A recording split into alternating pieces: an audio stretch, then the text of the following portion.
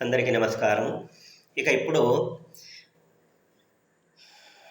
రాహుకాలం, యమగండం, వర్జ్యకాలం, దుర్ముహూర్తం ఇటువంటి దాని గురించి చూద్దాము. రాహుకాలము, యమగండము, వర్జ్యకాలము, దుర్ముహూర్త కాలము, దిక్షూల ఇవన్నీ చాలామంది పాటిస్తాం మనము. దీనిలో ఒక్కొక్క ప్రాంతంలో ఒక్కొక్కటి ఎక్కువగా పాటిస్తారు, ఒక్కొక్క ప్రాంతంలో ఒక్కొక్కటి తక్కువ పాటిస్తారు.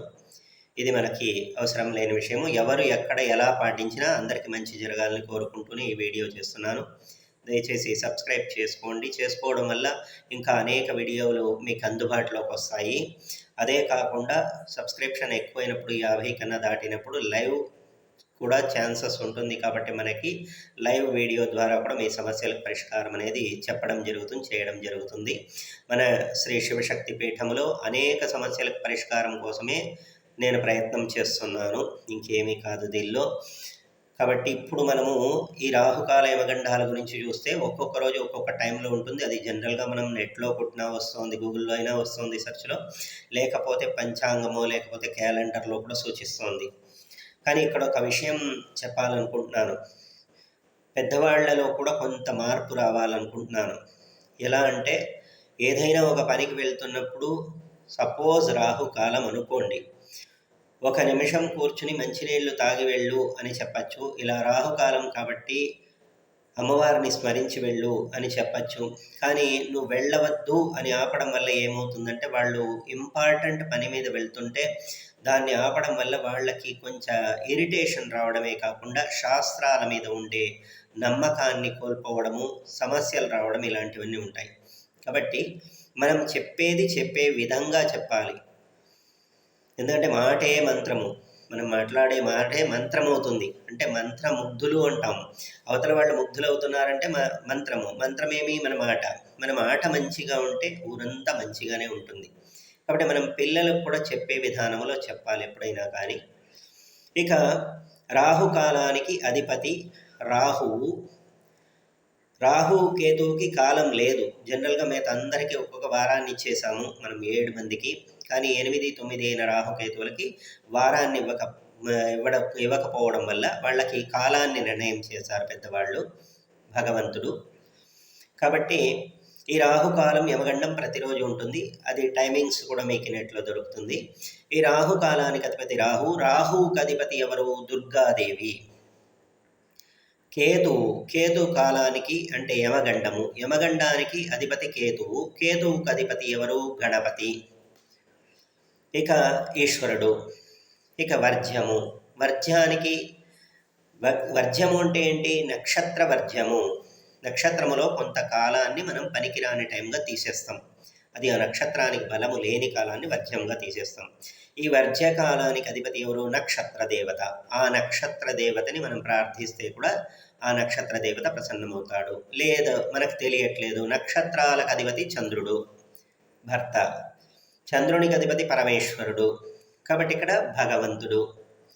ఇక దుర్ముహూర్తం ఎటువంటి దుర్ముహూర్తాన్నైనా తొలగించగలిగిన మహాశక్తివంతుడు శివుడు.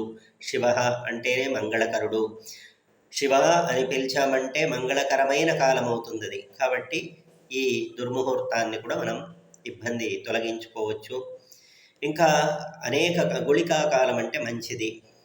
ఇలా కొన్ని కాలాలని బట్టి అవి సమస్యలు అనేది వస్తాయి. ఆ టైంలో మనం చేసే పనుల వల్ల కొంత సమస్య వస్తుంది. కాబట్టి మనం ఆ టైముల్ని పాటించగలిగితే, చూసుకోవచ్చు. ఒకవేళ ఎమర్జెన్సీ ఆ టైంలోనే మనం వెళ్ళాల్సి వచ్చింది అన్నప్పుడు ఈ దేవతల్ని, ఎవరైతే అధిదేవతలుగా ఉంటారో వాళ్ళని మనం మనస్ఫూర్తిగా నమస్కారం చేసుకుని ఒక గ్లాస్ మంచినీళ్ళు తీసుకుని ఆ దేవుణ్ణి నమస్కరించి మనము తాగి వెళ్తే ఎటువంటి సమస్య రాదు.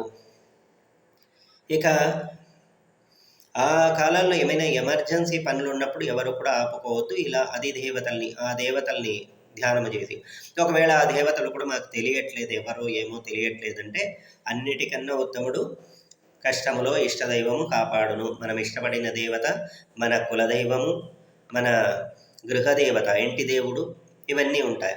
వీళ్ళంతా ఎప్పుడూ మనకి సేవ్ చేస్తూ ఉంటారు ప్రతి దానిలో కూడా. సమస్యలు రాకుండా. కాబట్టి ఎవ్వరూ మనకు తెలియదు ఉన్నప్పుడు మనకి ఇష్టమైన దేవుణ్ణి, లేకపోతే ఇంటి దేవుణ్ణి, కులదేవతని మనస్ఫూర్తిగా అనుకొని మంచినీళ్ళు తాగి వెళ్ళడం వల్ల పనులకు ఎటువంటి ఆటంకాలు కలగదు. ఇక వారశూల, ఒక్కొక్క వారములో ఒక్కొక్క దిక్కుకు వెళ్ళకూడదు అనేది వారశూల. అటువంటి సందర్భంలో సపోజ్ తూర్పుకి ఈరోజు వెళ్ళకూడదు అని వారశూలలో చూపించింటే ఆ రోజు మనకు పని తూర్పులోనే ఉంటుంది. మరి ఎలా తూర్పుకు వెళ్లకుండా పని కాదు, అలా అని పని మానుకునే కాదు ఆ రోజు. మరి ఏం చేద్దాం?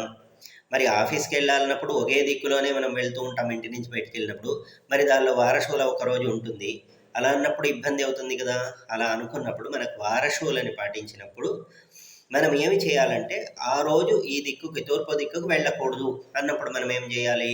కొంత పడమరకు వెళ్ళి అక్కడి నుంచి తూర్పుకు తిరుక్కొని వెళ్ళచ్చు. ఆల్టర్నేటివ్ ఆప్షన్స్ ఇవన్నీ ఖచ్చితంగా ఆప్షన్స్ ఉంటాయి. ప్రతిదానికి, ప్రతి సమస్యకి పరిష్కారం ఉంటుంది. ప్రతి సమస్యకి ఒక మార్గం అనేది ఉంటుంది. ఒక మార్గం లేకపోతే ఇంకొక మార్గం ఉంటుంది. అది మనం గమనించాలంతే. ఇంకొక విషయంలో కూడా వారశూలలో ఆ దిక్కుకు వెళ్ళకూడదు, తప్పకుండా ఆ దిక్కుకే వెళ్ళాల్సి వచ్చింది, ఇంటి నుంచి వేరే రూట్ లేదు నాకు, అదే దిక్కుకు వెళ్ళాలి మనము అన్నప్పుడు అదే దారిలోనో లేదా ఇంకెక్కడైనా దగ్గర ఏదైనా దేవాలయాలు ఉంటే ఆ దేవాలయానికి వెళ్ళి దేవుణ్ణి దర్శనం చేసుకుని ఒక నిమిషం అలా కూర్చుని ధ్యానము చేసుకుని వెళ్తే మనకు వారశూల అనేది ఎఫెక్ట్ అవ్వదు. అలా మనం కొన్నికి ఆల్టర్నేటివ్ అనేది చూసుకోవాలి. అంతేనే కానీ అన్నీ మూఢనమ్మకంగా పెట్టుకోకూడదు. నమ్మకాలు ఉండాలి, మూఢనమ్మకం ఉండకూడదు. ప్రతిదాన్ని జాగ్రత్తగా పరిశీలించి మనం చేసుకోగలిగితే మనం ఖచ్చితంగా ప్రతి విషయంలో సక్సెస్ అవుతాము. శుభం భూయాత్. నమస్కారం.